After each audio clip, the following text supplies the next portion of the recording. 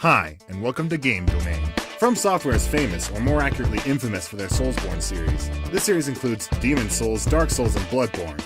With the final DLC being released and bringing the Dark Souls series to a close, it seems only fitting to finally rank them in a list. Number 7, Ashes of Arion, Dark Souls 3. I would like to begin by saying that this DLC is not at all bad. It has all the makings of great additional content, so what gives? If it is as good as I'm saying it is, why does it deserve this spot? Well, unfortunately, the DLC doesn't add very much, and the $15 price tag is a high asking price for so little content. Number 6, Crown of the Old King, Dark Souls 2. The Old Iron King DLC featured a cohesive level design which made great use of vertical space, as well as Sir Alon, one of the best bosses in the series. The reason I placed this DLC here is because of the Blue Smelter Dragon. Honestly, that's it. I just really hate the Blue Smelter Dragon. Number 5, Crown of the Ivory King, Dark Souls 2.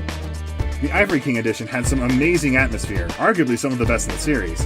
Where this DLC falls flat is in its repetitiveness, although it was phenomenal in many ways, including the interesting gear you could obtain.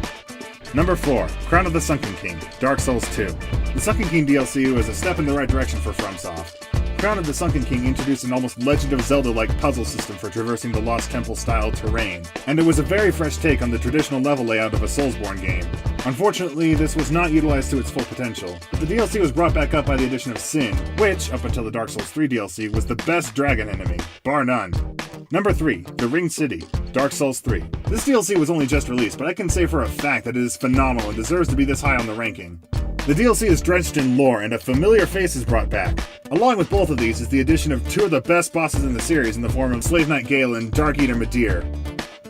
Number 2, The Old Hunters, Bloodborne. As one reviewer put it, this DLC truly is Hidetaka Miyazaki's magnum opus. It is rife with rich areas and the difficult but fair enemies that the series is known for. The main reason The Old Hunters only made it to number 2 is because I still want to dropkick whoever created the Orphan of Kos. Number 1, Artorias of the Abyss, Dark Souls 1. Is anybody really surprised? In this DLC we were given the fan-favorite boss, Artorias.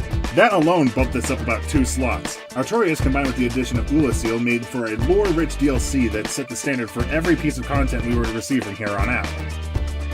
This video is sponsored by SNEScollection.com. They have a bunch of genres, most notably action-adventure games. So if you're into SNES collecting, this is the website for you. They have great prices and sales, so remember to check them out at the link below.